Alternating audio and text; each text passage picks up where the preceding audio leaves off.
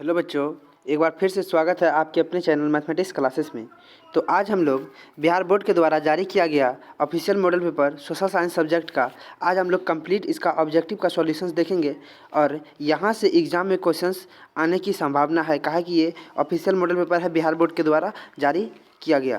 तो चलिए क्लास को स्टार्ट करते हैं और सीधा क्वेश्चन पे आते हैं। ये इंस्ट्रक्शंस दिया हुआ है, इसको आप लोग पढ़ लीजिएगा। देखिए पहला क्वेश्चन क्या कर रहा है, आप लोग इसका कमेंट करते जाइएगा कि कौन सा क्वेश्चन का आंसर क्या होगा, आप मिलाते जाइएगा। पहला क्वेश्चन क्या कर रहा है कि भारतीय जनता पार्टी को किस पार्टी का पुनर्जनन कहा जाता है। यानी कि भारतीय जनता पार्टी किस पार्टी से बना है, पहले किस नाम से पुकारा जाता था। क्वेश्चन ये कह रहा है। तो भारतीय जनसंघ पार्टी के नाम से पहले ये जाना जाता था, तो एक का आंसर हो जाएगा आपका बी। यानी कि भारतीय जनसंघ से ही भारतीय जनता पार्टी, जिसको बीजेपी कहते हैं हम लोग शॉर्ट्स में, उसी को कहा जाता है। तो इसका सही आंसर हो जाएगा आंसर नंबर बी। दूसरा क्वेश्चन क्या कह रहा है कि दलित पैंथर्स नामक संगठन की स्थापना किस राज्य में हुई। दलित पैंथर्स नामक संगठन की स्थापना किस राज्य में हुई। तो ये आपका सही आंसर हो जाएगा महाराष्ट्र। किसमें? महाराष्ट्र में। यानी कि दलित पैंथर्स नामक जो ये संगठन है वो महाराष्ट्र में हुआ। दो का आंसर हो जाएगा आपका सी। दो का सही आंसर है आंसर नंबर सी। चलिए तीसरा क्वेश्चन क्या कह रहा है कि कौन सा संवैधानिक संशोधन कॉन्स्टिट्यूशनल अमेंडमेंट निम्न में से कौन सा कॉन्स्टिट्यूशनल अमेंडमेंट नगरीय स्थानीय स्वशासन से संबंधित है। नगरीय स्थानीय स्वशासन से संबंधित है। यानी कि ये संवैधानिक संशोधन क्या होता है, जो संविधान में पहले बन गया, ठीक, उनको संशोधित करके फिर नया कानून को लागू किया गया, उसी को कहते हैं कॉन्स्टिट्यूशनल अमेंडमेंट या फिर संविधान संशोधन, संवैधानिक संशोधन। तो इसका सही आंसर हो जाएगा आंसर नंबर 74वां बी, यानी आंसर नंबर बी। तीन का आंसर हो जाएगा आपका बी। 74वां संशोधन के द्वारा, ये कौन सा संशोधन था? 74वां संशोधन के द्वारा नगरीय स्थानीय स्वशासन को संबंधित है। इसका सही आंसर हो जाएगा आंसर नंबर बी। तीन का आंसर हो जाएगा आंसर नंबर बी। 4 नंबर का क्वेश्चन क्या कह रहा है कि बलवंत राय मेहता समिति, कौन सा समिति? समिति का नाम आपको जरूर याद रखना है, क्वेश्चंस एग्जाम में उल्टा के भी पूछ सकता है आपको, समझे। तो बलवंत राय मेहता समिति ने अपने प्रतिवेदन में कितने स्तरीय पंचायती राज व्यवस्था की सिफारिश की थी। तो कितना हो जाएगा इसका सही आंसर? आंसर नंबर आपका देखिए इसका त्रिस्तरीय। कौन सा? त्रिस्तरीय। एग्जाम में क्वेश्चंस ऐसा नहीं तो इसको उल्टा के पूछ सकता है कि त्रिस्तरीय पंचायती राज व्यवस्था की सिफारिश किस समिति के द्वारा किया गया। तो समिति का नाम बलवंत राय मेहता समिति हो सकता है एग्जाम में, समझे। एग्जाम में क्वेश्चंस उल्टा के भी पूछ सकता है। इसका 4 का आंसर हो जाएगा आंसर नंबर सी। त्रिस्तरीय पंचायती राज व्यवस्था के समिति का अध्यक्ष या समिति किस समिति के सिफारिश पे किया गया? बलवंत राय मेहता समिति के सिफारिश पे। 4 का आंसर हो जाएगा सी। 5 नंबर क्या कह रहा है कि भारत में, कहाँ पे? भारत में प्रथम नगरीय निगम की स्थापना कहाँ की गई। उस जगह का नाम बताना है कि भारत में प्रथम नगर निगम की स्थापना कहाँ की गई, बताइए। तो कहाँ किया गया? मद्रास में। तो 5 का आंसर हो जाएगा सी। तो 5 का सी, मद्रास में प्रथम बार, किसमें? भारत में प्रथम नगरीय निगम की स्थापना कहाँ की गया? मद्रास में। तो 5 का आंसर हो जाएगा आपका सी। 6 नंबर क्या कह रहा है कि सर्वप्रथम किस राज्य में महिलाओं को पंचायतों में 50% आरक्षण दिया गया। किसको? महिलाओं को 50% आरक्षण कहाँ पर दिया गया? भारत के किस राज्य में? सारा जानते हैं आप लोग, बिहार के राज्य है, किस राज्य में दिया गया बताइए। कहाँ दिया गया? बिहार में। वो अपना बिहार ही है। कहाँ पर? अपना बिहार ही है। 6 का आंसर हो जाएगा आंसर नंबर सी। यानी कि महिलाओं को 50% आरक्षण दिया गया सर्वप्रथम किस राज्य में? बिहार में। 6 का आंसर हो जाएगा आंसर नंबर सी। चलिए 7 नंबर क्या कह रहा है कि दल बदल कानून निम्न में से किस पर लागू होता है। दल बदल कानून, जिसमें कि कानून दल बदल का मतलब है जहाँ पे अपना पार्टी बदल सकता है। तो कहाँ पर ये हो सकता है बताइए। कहाँ पर? संसद और विधायकों पर। कहाँ पर? संसद और विधायकों पर। आप लोग सुनते होंगे कभी ये वो पार्टी में चला गया, वो पार्टी में चला गया। तो संसद में जो विधायक होता है, संसद और विधायक में, वो अपना पार्टी कभी कभी अदल बदल करते रहते हैं, समझे। आप लोग देख लीजिएगा नीतीश चाचा जो है आपका, वो कभी कभी क्या करते हैं, पार्टी को बदलते रहते हैं। यही संसद और विधायकों के जो जो मेंबर्स होते हैं वही दल बदल कानून को फॉलो करते हैं। तो 7 का आंसर हो जाएगा आंसर नंबर ए। अब 8 नंबर क्या है? क्षेत्रवाद की भावना एक कुपरिणाम है। क्षेत्रवाद, अपना जो क्षेत्र का जो वाद है कि भावना किस कुपरिणाम क्या है बताइए। कहाँ पर? अलगाववाद। क्या चीज़? अलगाववाद। जो क्षेत्रवाद होता है, जो कि इतना क्षेत्र तुम्हारा, ये इतना क्षेत्र तुम्हारा, तो मतलब ये क्या करता है? अपने आप को ये अलग करने की करता है। तो ये अलगाववाद से इसका कुपरिणाम है, जो मतलब अलग हो जाएगा। क्यों? तो इसका 8 का आंसर हो जाएगा इसका डी। चलिए अर्थशास्त्र पुस्तक किसके द्वारा लिखा गया? ये क्वेश्चन भी आया है, एग्जाम में पूछ भी सकता है कि अर्थशास्त्र जो पुस्तक है वो किसके द्वारा लिखा गया। आप लोग जानते हैं ये किसके द्वारा लिखा गया? कौटिल्य के द्वारा। कौटिल्य को चाणक्य भी कहा जाता है। इसका आंसर हो जाएगा बी। तो 9 का आंसर हो जाएगा आपका बी, सॉरी चंद्रगुप्त या चाणक्य, सॉरी चंद्रगुप्त इसका सही आंसर हो जाएगा। आंसर नंबर 9 का ए चंद्रगुप्त। चलिए, निम्न में से किस देश की संघीय व्यवस्था अन्य से अलग है? निम्न में से किस देश की संघीय व्यवस्था इन सबसे अलग है? कहाँ का? संयुक्त राज्य अमेरिका का। अमेरिका में क्या होता है ना, यहाँ का संविधान जो है वो अलग है। ये दोनों पे अलग अलग कानून करता है। इसका सही आंसर हो जाएगा आंसर नंबर सी। 10 का आंसर हो जाएगा सी। चलिए, 11 नंबर का क्वेश्चन क्या कह रहा है?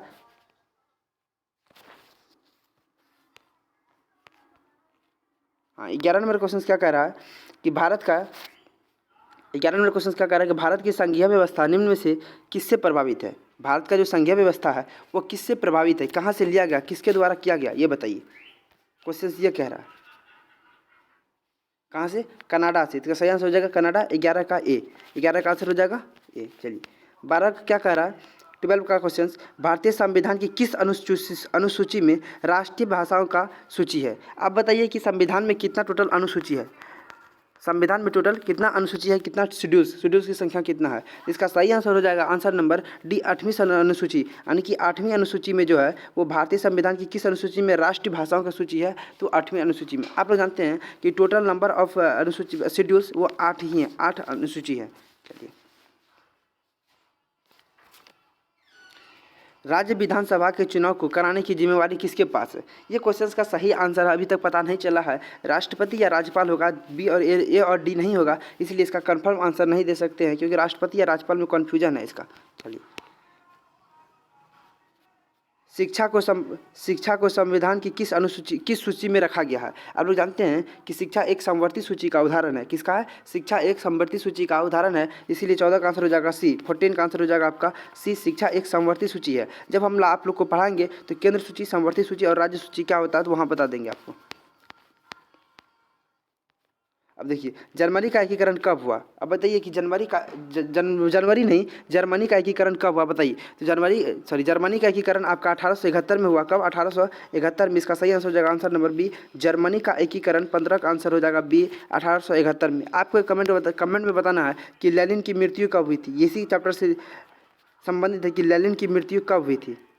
लेनिन की मृत्यु 1921 में हुई थी। कब हुई थी? 1921 में लेनिन की मृत्यु। चलिए, ये क्वेश्चन पूछा हुआ है इसीलिए आपको हम बता दिए। अब ये हुआ आंदोलन किसने शुरू किया था? आप जानते हैं कि हुआ आंदोलन किसने शुरू किया था? तो हु इन फुसो। इसका सही आंसर हो जाएगा आंसर नंबर ए। 16 का आंसर हो जाएगा आंसर नंबर ए। हु इन फुसो जो है वही हुआ आंदोलन का शुरुआत किया था। 17 नंबर क्वेश्चन क्या करा कि जनरल लोन नोल किस देश के प्रधानमंत्री थे? बताइए। ये कंबोडिया के थे। कहाँ थे? कंबोडिया के। 17 का आंसर हो जाएगा सी। आपको बताना है कि प्रथम विश्व युद्ध किन दो देशों के बीच में हुआ था, किन दो गुट के बीच में हुआ था फर्स्ट वर्ल्ड वॉर। आपको कमेंट करना है इसका आंसर, क्योंकि फर्स्ट वर्ल्ड वॉर से क्वेश्चन पूछने की संभावना है। देखिए, 18 नंबर क्वेश्चन क्या कर रहा है कि मार्च 1946 में फ्रांस और वियतनाम किसके बीच? फ्रांस और वियतनाम के बीच होने वाला समझौता किस नाम से जाना जाता है? आप लोग जानते हैं यह हनोई समझौता से जाना जाता है। 18 का आंसर हो जाएगा बी, हनोई समझौता। ये देखिए, एग्जाम में इसका क्वेश्चन उल्टा ही पूछ सकता है कि हनोई समझौता किन दो देशों के बीच हुआ? फ्रांस और वियतनाम। यहाँ से क्वेश्चन बन सकता है कि फ्रांस और वियतनाम, लेकिन क्वेश्चन ये पूछ सकता है कि हनोई समझौता कब हुआ। क्या चीज़? हनोई समझौता कब हुई? तो आप जानते हैं कि मार्च 1946 में हनोई समझौता हुआ। क्वेश्चन यहाँ से तीन प्रकार क्वेश्चन बन सकता है, और एग्जाम में जब क्वेश्चन आएगा तो इस टाइप का नहीं आएगा, इसको बदल के ही आएगा कि हनोई समझौता कहाँ हुआ, किस दो देशों के बीच हुआ? तो फ्रांस और वियतनाम। कब हुआ? तो मार्च 1946। क्वेश्चन ऐसे पूछ सकता है। चलिए, गांधी जी ने साबरमती आश्रम की स्थापना कहाँ की? उस जगह का नाम बताना है कि गांधी जी ने साबरमती आश्रम जो था उसकी स्थापना कहाँ किया था। तो कहाँ किया था? अहमदाबाद में। इसका सही आंसर हो जाएगा आंसर नंबर बी। तो 19 का आंसर हो जाएगा आंसर नंबर बी। चलिए, 20 नंबर, कांग्रेस के किस अधिवेशन में स्वशासन की जगह स्वराज का लक्ष्य प्रस्तावित किया गया? बताइए। स्वशासन की जगह किसकी जगह? स्वशासन की जगह पे स्वराज का लक्ष्य प्रस्तावित किया गया कांग्रेस के किस अधिवेशन में? कौन सा अधिवेशन है? उस अधिवेशन का नाम पूछा है, तो कौन सा अधिवेशन हो जाएगा? लाहौर अधिवेशन 1929 में। देखिए, लाहौर अधिवेशन किसमें? लाहौर अधिवेशन। यहाँ पे देखिए, लाहौर अधिवेशन का नाम नहीं है, इसीलिए इसका करेक्ट आंसर नहीं दे सकते हैं। और बताइए कि लाहौर अधिवेशन कब हुआ था? तो 1929 में। लेकिन एक बात समझ जाइएगा, अगर एग्जाम में आ रहा है तो इस क्वेश्चन को आप छोड़ दीजिएगा, क्योंकि इस प्रकार के क्वेश्चन एग्जाम में आने की संभावना तो नहीं है जिसका ऑप्शन गलत हो, लेकिन जब आएगा तो आप लोग छोड़ दीजिएगा, क्योंकि दोगुना क्वेश्चन है। जब आएगा तो लाहौर ऑप्शन में होना ही होना चाहिए इस क्वेश्चन का। तो लाहौर में हुआ था 1929 में लाहौर की घटना हुई थी। चलिए, दांडी यात्रा क्या चीज़, दांडी यात्रा ने किस आंदोलन की शुरुआत हुई? दांडी यात्रा से किस आंदोलन की शुरुआत हुई? क्वेश्चन ये पूछा है कि दांडी यात्रा से किस आंदोलन की शुरुआत हुई। तो अब जानते हैं कि सविनय अवज्ञा आंदोलन जो है वो दांडी यात्रा से ही शुरुआत हुआ था। तो सविनय अवज्ञा आंदोलन, तो 21 का आंसर हो जाएगा आपका ए। आपको बताना है कि दांडी यात्रा के आंदोलन की शुरुआत जो हुआ था कौन किया था, दांडी यात्रा की शुरुआत कौन किया था और किससे संबंधित है दांडी यात्रा। आप जानते हैं कि दांडी यात्रा की शुरुआत गांधी जी किए थे। कौन? गांधी जी किए थे। और ये नमक विरोध से हुआ था। किससे? नमक का रूल जो है उसी से ये संबंधित है दांडी यात्रा, दांडी मार्च। चलिए, 22 नंबर है, गांधी जी ने किस गोलमेज सम्मेलन में भाग लिया था? ये नहीं लिया था, ये क्वेश्चन नहीं पूछा कि गांधी जी ने किस गोलमेज सम्मेलन में भाग लिया है, ये बताना है। कौन सा गोलमेज? फर्स्ट, सेकंड, थर्ड, कौन सा बताइए? कौन? द्वितीय गोलमेज सम्मेलन में गांधी जी ने भाग लिया था, इसीलिए 22 का आंसर हो जाएगा बी। आपको कमेंट करके बताना है कि ऐसा कौन सा गोलमेज सम्मेलन था, कितना नंबर का था, जिसमें गांधी जी भाग नहीं लिए थे। आपको ये कमेंट करके बताना है। चलिए, 23 नंबर क्वेश्चन क्या कह रहा है कि फॉरवर्ड ब्लॉक की स्थापना किसने की? किसका फॉरवर्ड ब्लॉक की स्थापना किसने की, ये बताइए।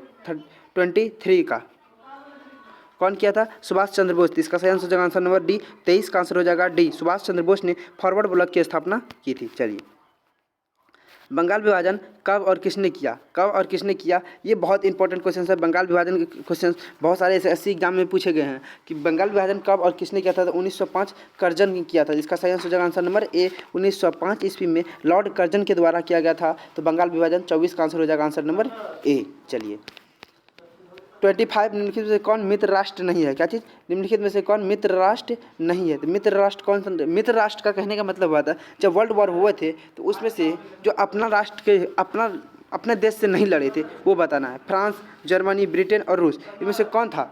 3 तो अपने तरफ से लड़े थे, एक थे जो नहीं लड़े थे, जो अपना मतलब विपक्षी पार्टी में जाके लड़े थे। बताइए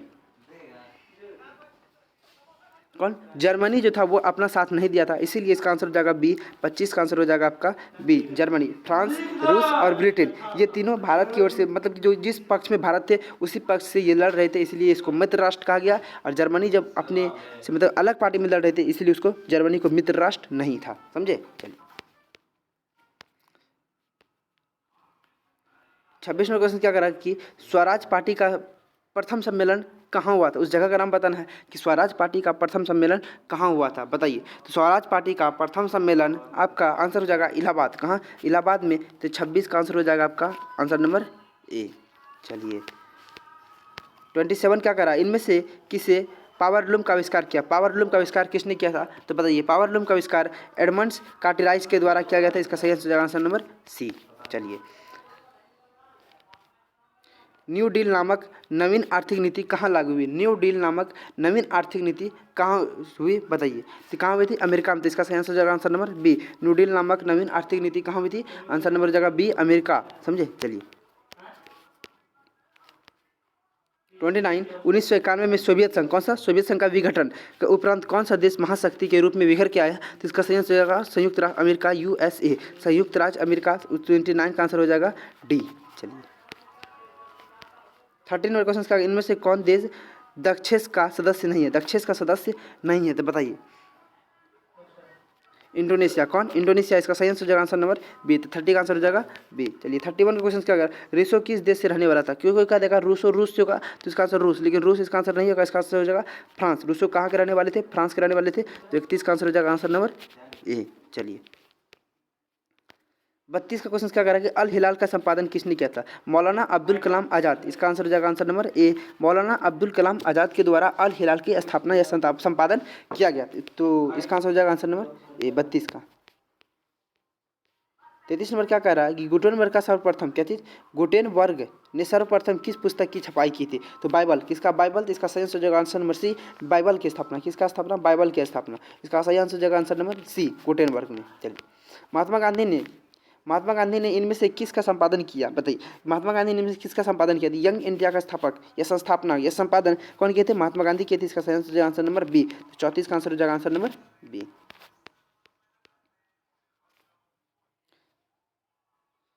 चलिए 35 में काउंटर काबूर को विक्टर इनामुल ने किस पद पर नियुक्त किया था? किसको? काउंटर काबूर को विक्टर इमानुएल ने किस पद पर नियुक्त किया था? तो बताइए कहाँ किया था? प्रधानमंत्री पद पर। इसका ये आंसर जगह answer number C.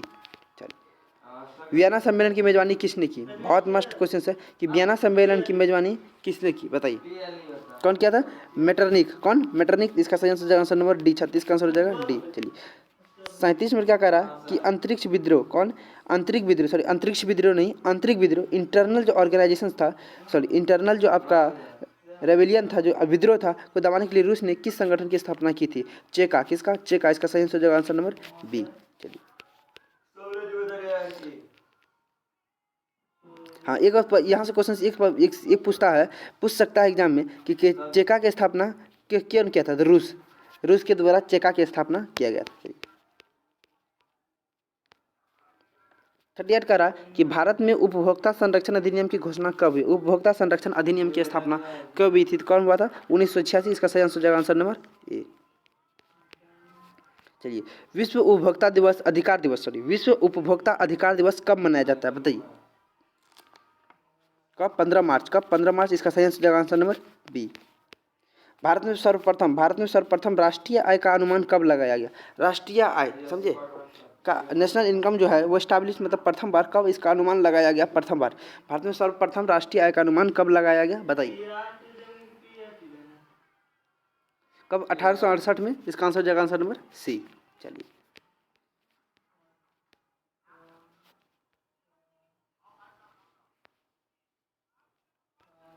41 number question, गरीबी की तुलना किस अर्थशास्त्री ने कैंसर से की? कौन से? कैंसर से की। मतलब गरीबी जो है एक प्रकार कैंसर की तरह है, एक बार यदि हो गया तो वो जल्दी छूटता नहीं है, समझे? कौन किया था? आंसर में इसका हो जाएगा बी। 41 का आंसर बी। चलिए 42 में मानव विकास सूचकांक, ह्यूमन डेवलपमेंट इंडेक्स, मानव विकास सूचकांक ने इनमें से किसे सम्मिलित किया जाता है? ह्यूमन डेवलपमेंट इंडेक्स में किसको किया जाता है? ये किसको किया जाता है? शिक्षा। किसको? शिक्षा, जीवन और जीवन प्रत्याशा, जीवन स्तर, शिक्षा प्राप्ति, इसमें सही इसका सही आंसर होगा डी। 42 का आंसर हो जाएगा डी। चलिए 43 में भारत में आर्थिक नियोजन का काम कौन सी संस्था करती है? भारत में जो आर्थिक नियोजन है, आर्थिक नियोजन की स्थापना कौन करती है? वर्क ऑफ इकोनॉमिक प्लानिंग, व इकोनॉमिक प्लानिंग का कौन करती है? तो नीति आयोग, सॉरी कौन? योजना आयोग। इन दोनों से कोई नहीं, राष्ट्रीय विकास आयोग। आंसर हो जाएगा आंसर नंबर बी। 43 का आंसर हो जाएगा बी। चलिए 44 नंबर क्वेश्चन क्या कह रहा है कि पार्टी एंड अन ब्रिटिश, क्या चीज? Poverty and un British rule in India नामक पुस्तक किसने लिखी? उसका नाम बताना है। इसका आंसर हो जाएगा दादा भाई नौरोजी। किसके द्वारा? दादा भाई नौरोजी। तो 44 का आंसर हो जाएगा आंसर नंबर बी।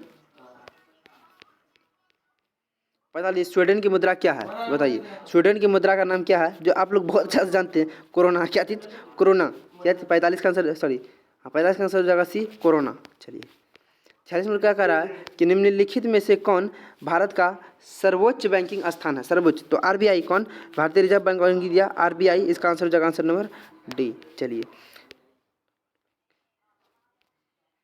मानव के सर्वांगीण विकास एवं सामाजिक आर्थिक विकास के लिए सबसे महत्वपूर्ण तत्व क्या है?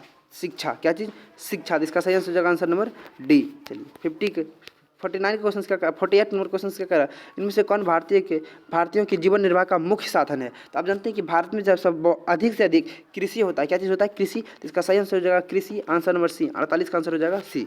चलिए 49 नंबर क्वेश्चन क्या करा कि प्राथमिक क्षेत्र में कौन सी आर्थिक क्रिया सम्मिलित है? प्राथमिक क्षेत्र में, तो प्राथमिक क्षेत्र में खनन। आप जानते हैं कि इकोनॉमिक्स में सेक्टर होते हैं और सेक्टर 3 प्रकार होते हैं। एक होता है प्राइमरी सेक्टर, होता है सेकेंडरी सेक्टर, होते हैं tertiary sector. Primary sector, secondary sector और टर्सरी सेक्टर को बहुत अच्छे से पढ़ेंगे जब इसका हम लोग विश्लेषण पढ़ेंगे। तो अभी समझ लीजिए कि प्राइमरी सेक्टर में जो प्राथमिक क्षेत्र होते हैं, प्राइमरी सेक्टर में खनन को आ जाता है। किस चीज़? खनन आ जाता है। तो 49 का आंसर हो जाएगा आंसर नंबर ए। चलिए 50 नंबर एकदम 50 में सोने के आभूषण की गुणवत्ता सुनिश्चित करने के लिए किस मानक चिन्ह का उपयोग किया जाता है? तो सोने की गुणवत्ता के लिए आपका हॉलमार्क। किसका? हॉलमार्क। आंसर में जाएगा सी। 50 का आंसर सी। आपको अभी तक कमेंट करना कि 50 में आपने कितना सही किया है अपने मन में। चलिए 51 नंबर, इनमें से किस संस्था का गठन 1954 में किया गया? 1954 में किस संस्था का गठन किया गया? तो इसका आंसर हो जाएगा 1954 में केंद्रीय सांख्यिकी संगठन CSO की स्थापना किया गया। तो आंसर नंबर हो जाएगा डी। अब ये ऑप्शन जो इसको दिखाते हैं, योजना आयोग का गठन कब हुआ बताइए? तो योजना आयोग का गठन 1950 में हुआ। कब हुआ? 1950 में। राष्ट्रीय प्रदेशी और राष्ट्रीय विकास परिषद का हुआ 1952 में। कब? 1952 में। नीति आयोग, ये योजना आयोग का 1950 में। कब? 1950 में। राष्ट्रीय विकास परिषद 1952 में। और राष्ट्रीय केंद्रीय सांख्यिकी संगठन CSO की स्थापना 1954 में। समझे? चलिए, ये तीनों में से कोई एक ठो पूछ सकता है एग्जाम में। मौसमी बेरोजगारी पाई जाती है। आप जानते हैं कि मौसमी बेरोजगारी जो है वो सेवा क्षेत्र में नहीं, कृषि के क्षेत्र में पाया जाता है। कभी कभी होता है कि कृषि क्षेत्र में यदि मौसमी बेरोजगारी आ जाए, मौसमी बेरोजगारी से ये समझना है, कभी कभी हो जाएगा, कभी दिखेगा सूखा आ जाएगा, वो एक प्रकार का मौसमी बेरोजगारी है। एक बार कभी बाढ़ आ जाता है। क्या चीज़? बाढ़। जिसके कारण क्या होता है कि इससे फिर फसल नष्ट होते हैं। बाढ़, अत्यधिक वर्षा होने से बाढ़ आ जाएगी, अब वर्षा नहीं होने से सूखा आ जाएगा, जिसके कारण आपका ये मौसमी बेरोजगारी है जो कृषि के क्षेत्र में बहुत ज़्यादा देखने को मिलता है। इसलिए इसका सही आंसर हो जाएगा आंसर नंबर बी, कृषि। चलिए, 53 का क्वेश्चन क्या है कि पूंजीवादी अर्थव्यवस्था का गुण है? क्या चीज़? पूंजीवादी अर्थव्यवस्था का गुण है। पूंजीवादी अर्थव्यवस्था का गुण है बताइए। ये इनमें से सभी हो जाएगा। मूल्य तंत्र, संसाधन के निजी स्वामित्व और निजी लाभ। अब जानते हैं कि जो पूंजीवादी अर्थव्यवस्था उसमें निजी लाभ भी होगा, संसाधन का निजी स्वामित्व मतलब जो अपना ही होगा, और मूल्य तंत्र जो होगा फंडामेंटल सिस्टम वो भी हो जाएगा। इसका आंसर हो जाएगा डी, 53 का डी। 54 क्या कर रहा है कि तरुण भारतीय संघ का संबंध किस राज्य से है? किससे? भारत संघ। क्या चीज़? तरुण भारत संघ का संबंध किस राज्य से? उस राज्य का नाम बताना है। तो 54 का आंसर हो जाएगा आपका राजस्थान। तो आंसर नंबर ए, ये राजस्थान में है। ये तरुण भारतीय संघ जो है ये एक प्रकार का प्राइवेट है। क्या चीज़? प्राइवेट है। ये सरकारी नहीं है, ये गैर सरकारी है, प्राइवेट जिसको कहते हैं। 55 नंबर का क्वेश्चन बताइए कि रूस के सहयोग से, किसके सहयोग से? रूस के सहयोग से किस विद्युत संयंत्र का निर्माण किया गया? किसको? नरोड़ा। किसका? नरोड़ा। इसका आंसर हो जाएगा आंसर नंबर डी। 55 का आंसर हो जाएगा, सॉरी डी नहीं होगा, बी हो जाएगा, कुंडनकुलम। क्या चीज़? कुंडनकुलम परमाणु विद्युत गृह। इसका आंसर हो जाएगा आंसर नंबर बी। चलिए, 56 नंबर क्या है कि प्रारंभिक जीविका कृषि को किस नाम से जाना जाता है? आप जानते हैं कि जो पहले के ज़माना में जो कृषि होते हैं उसको झूम खेती कहते थे, दीपा और पामुल, ये तीनों कहते थे। इसका सही आंसर डी, झूम खेती से, झूम कृषि से ये समझता है कि जहाँ पे मान के चलिए ये खेत, खाली खेत है, वहाँ पे बहुत ज़्यादा आपका मतलब पेड़ पौधा लगा हुआ, उस पेड़ को काट करके जला करके, और खेत जब वहाँ पर हम कृषि करते हैं तो उसी कृषि को कहते हैं झूम कृषि। क्या कहते हैं उसको? झूम कृषि। इसी का आंसर हो जाएगा आंसर नंबर डी, इनमें से सभी। तो 56 का आंसर हो जाएगा आंसर नंबर डी। चलिए, साल्तन नंबर 57। तो 57 का आंसर, 57 क्वेश्चन क्या करा है कि डेक्कन ओडेसी किस राज्य में चलाई गई थी? तो डेक्कन ओडेसी जो है वो किस राज्य में चलाई गई थी? तो वह आपको महाराष्ट्र में चलाया गया था। इसका सही आंसर हो जाएगा आंसर नंबर बी। कहाँ पे चलाया गया था? महाराष्ट्र में। चलिए आगे चलते हैं। अब 58 नंबर क्वेश्चन क्या कर रहा है कि भारत में वायु परिवहन, कौन सा परिवहन? वायु परिवहन का राष्ट्रीयकरण कब किया गया? ये राष्ट्रीयकरण यानी नेशनलाइजेशन कब किया गया? ये कब किया गया? आंसर नंबर हो जाएगा 1953। आंसर नंबर ए, 1953 में वायु परिवहन को राष्ट्रीयकरण किया गया, 1953 में। चलिए, 59 नंबर क्वेश्चन क्या कह रहा है कि इन्नौर बंदरगाह किस राज्य में स्थित है? इन्नौर बंदरगाह जो है, Ennore which state is Ennore port is located? Indore port जो है वो किस राज्य में स्थित है ये बताइए। तो कहाँ है वो? तमिलनाडु में। आंसर नंबर हो जाएगा answer number D. 60 number question क्या कर रहा है? 60 नंबर क्वेश्चन कह रहा है कि बिहार की प्राचीनतम नदी घाटी परियोजना है। कौन सी? बिहार की प्राचीनतम नदी घाटी परियोजना है बिहार में। तो कोसी नदी घाटी परियोजना सबसे मतलब पुराना है। तो 60 का आंसर हो जाएगा आंसर नंबर बी। 60 का हो जाएगा, सॉरी ए बी नहीं होगा, सोन नदी घाटी परियोजना, सोन जो है उससे भी पुराना है, इसीलिए सोन हो जाएगा। 60 का आंसर हो जाएगा आंसर नंबर ए। तो चलिए आज का क्लास हम लोग यहीं तक रखते हैं, क्योंकि 40 ही बनाना है आप लोग को। कितना? 40 क्वेश्चन का जवाब देना था यहाँ पर, और 60 क्वेश्चन हमने करवाया है। इसी में से क्वेश्चन घुरा फिरा कर एग्जाम में आएगा, आने की संभावना है, समझे। और क्वेश्चन आप लोग जिस तरह से तैयारी है एकदम फोड़ का ये बचा का ये। तो चलिए, all the very best. Class को यहीं तक रखते हैं। Have a nice day.